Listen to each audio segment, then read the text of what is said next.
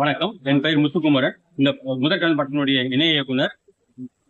உலகத்தையே அச்சுறுத்தி கொண்டிருக்கிற போதை கலாச்சாரத்துக்கு எதிராக இந்த படம் எடுத்திருக்கோம். நல்ல ரெஸ்பான்ஸ் இருக்கு, தியேட்டர்ல நல்ல பாராட்டுகள் இருக்கு, எல்லாம் கைத்தட்டுகள் இருக்கு, எல்லாம் ஏத்துக்கிறாங்க. இது முக்கியமா இளைஞர்கள் படத்தை தாண்டி பெற்றோர்களுக்கான படம். பெற்றோர்கள் அவசியம் பார்க்கணும். தங்கள் குழந்தைகள் என்னெல்லாம் செய்யறாங்கன்றதை அவங்க தெரிஞ்சுக்கணும். இது பார்த்தா நிச்சயமா அவங்களுக்கு ஒரு புது ஐடியா கிடைக்கும். நீங்க அதை பார்க்கணும் கண்டிப்பா. இப்படிலாம் நடக்குதான்றது அவங்களுக்கு தெரியாம இருக்கும். பார்க்கணும். இந்த கான்செப்ட் எப்படி சார் உங்களுக்கு தோணுச்சு ஃபர்ஸ்ட்?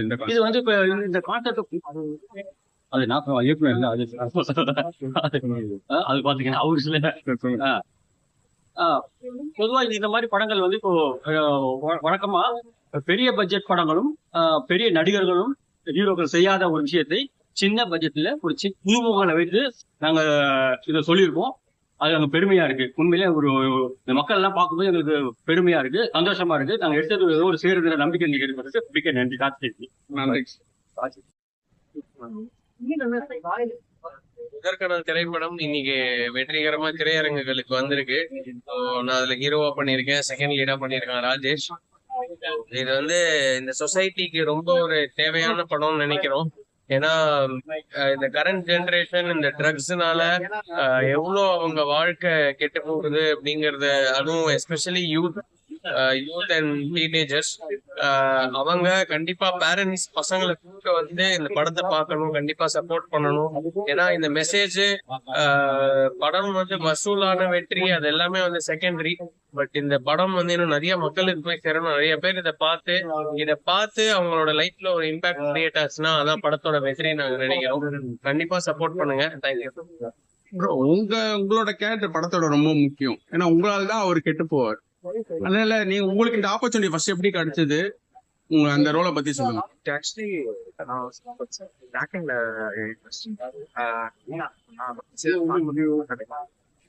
ஆடிஷன் வந்து வந்துச்சு. ஸோ ஒரு ஆல்ரெடி மோட்டிவேட் பண்ணி ஒரு 6-7 பேர் வச்சிருந்தாரு. அங்க வந்து பெர்ஃபார்மன்ஸ் நல்லா பெர்ஃபார்மன்ஸ் பேஸ்ல எடுத்து செலக்ட் பண்ணாரு.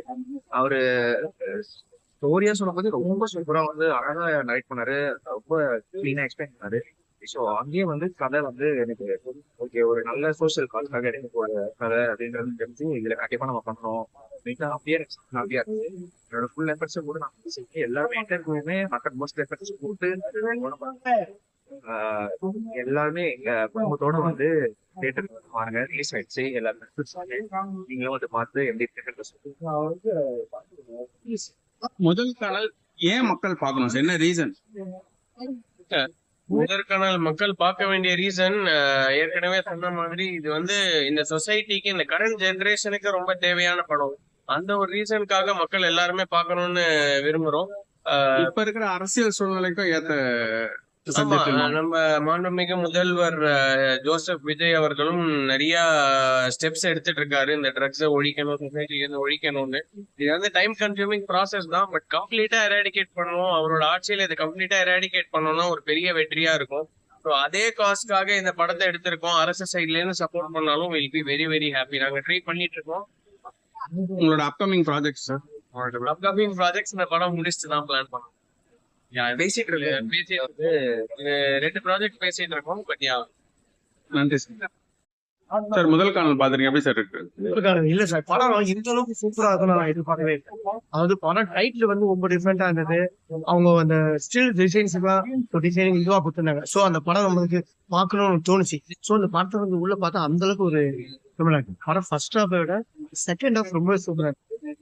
கிளைமேக்ஸோட லாயர் ப்ரெசஸ் scenes, dialogues, world is my கண்ட்ரின்னு சொல்றாங்க பாருங்க, அதெல்லாம் ரொம்ப நல்லாவே இருக்கு. அதாவது எந்த ஒரு மனுஷனுமே என்ன சொல்றதுன்னா தவறு பண்ணிடுறாங்க. அந்த தவறு பண்ணிட்டு திருந்ததுக்கு சந்தர்ப்பம் கிடைச்சி, அது கிடைச்சதுக்கு அப்புறம் அதை பண்ணிட்டுமே சொல்லி அந்த குற்ற உணர்வு இருக்கு பாத்தீங்களா, இந்த பசங்களோட குற்ற உணர்வு அதுக்கு நல்லா கிடைக்கும். அதாவது இந்த காலத்துல வந்து போதை கலாச்சாரம் வந்து எந்த அளவுக்கு கெட்டு போய் கிடக்குது, அதுக்கு ஒரு முடிவு இல்லாம இருக்கு பாத்தீங்களா. கிட்ட போதை பொருள் விக்கிறவங்க கிட்டவும் ஒரு முடிவு இல்லை, சட்டத்துக்கிட்டவும் முடிவு இல்லை, அதாவது இந்த பசங்க அடிக்கிறதுக்கும் முடிவு இல்லை. சோ இதுக்கு தடுக்கிறதுன்னா விக்கிறத தடுக்கணும். அதுவும் இந்த படத்துல வந்து ஸ்ட்ராங்கா கிடைக்கும். படத்தோட ரேட்டிங் சார் அவுட் ஆஃப் 10? 10 கேக்குறீங்க சார்? 10 5 கொடுக்கலாம், நல்லா இருக்கு. என் பேர் வெங்கடேஸ்வரன். நான் தான் அந்த முதற்கனல் படத்தோட இயக்குனர். இன்னைக்கு தான் முதல் நாள் வந்து இதுக்கு வந்து தமிழ்நாடு ஃபுல்லா ஒரு 20 தேட்டர்கள் நான் ரிலீஸ் பண்ணிருக்கேன். இது ஒரு சொசைட்டிக்கான வேலைப்பட்ட கதையா தான் நாங்க வந்து அதை எடுத்தோம். காரணம் இது. பொதுமக்கள் பார்க்கணும், நிறைய பேர் இங்க வரணும், அவன் வந்து பார்த்து இதை வந்து எங்களுக்கு ஒரு ஆதரவு கொடுத்தாதான் நமக்கும் வந்து என்ன சரி, இப்ப இருக்கிற இந்த போதை கலாச்சாரம் வச்சு மையமா வச்சு எடுத்திருக்கீங்களா இல்ல உங்களுக்கு முன்னாடியே தோணுச்சா? இல்ல இது வந்து ஜென்ரலா உலகம் முழுவதும் பல ஆண்டுகளாக இருக்கிற கல்ச்சர் தான் இது. ஆனா இப்ப நமக்கு வந்து கொஞ்சம் மோசம் ஆயிருக்கிற மாதிரி ஒரு ஃபீலிங் இருக்கு. பட் நான் எனக்கு வந்து இது அனுபவம் தான், நம்ம யாரையும் பார்க்க சொல்ல முடியாது. நான் நிறைய ரீஹாப் சென்டர் எல்லாம் போயிருக்கேன், தமிழ்நாடு ஃபுல்லாவே போயிருக்கேன். நான் இதுக்கு முன்னாடி ஒரு ஆல்கஹாலை வச்சு ஒரு படம் பண்ணேன் 7 வருஷம் முன்னாடி. சோ அப்பயே பார்த்தப்பதான் தெரிஞ்சது ரீஹாப் சென்டர்ல என்னன்னா நிறைய பசங்க 15 வயசு 16 வயசு இருக்கிறது நான் பார்த்தேன். அப்பதான் எனக்கு தோணுச்சு என்னன்னா நமக்கு இப்படி ஒரு பிரச்சனை இருக்கு, நமக்கு அது தெரியலையே, நம்ம இதை வந்து சொசைட்டில ரிஜிஸ்டர் பண்ணணும். அதுவும் நம்ம சினிமால இருக்கிறதுனால ஏதேதோ கதையை இருக்கிறது போல நம்ம சினிமால ரிஜிஸ்டர் பண்ணி மக்களுக்கு இதை ஒரு விஷயத்த பண்ணி ஆகணுங்கிற கட்டாயத்துலதான் இந்த கதையை எழுதுனேன். அது வந்து பார்த்து வந்து இது வந்து ரொம்ப டீடைல் ரிசர்ச் பண்ணணும், ஒரு சாதாரணமா எடுக்கல.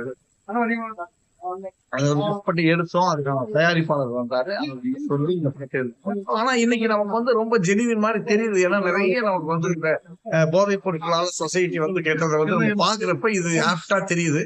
இந்தியா ஃபுல்லா, உலகம் ஃபுல்லா, இந்தியால பாத்தீங்கன்னா பஞ்சாப்ல எல்லாம் எல்லார் வீட்லயும் ஒவ்வொரு அடிக்ட் இருக்காங்க. லாஸ்ட் கேள்வி சார், இந்த படம் ஏன் மக்கள் பார்க்கணும்? என்ன ரீசன் மக்கள் பார்க்கணும்? சிகரெட்டுங்கிறது நம்ம எல்லாரும் நிறைய பிடிக்கிறது. நான் என்ன பண்ணிட்டோம், நம்ம சிகரெட் பிடிச்சா பரவாயில்ல.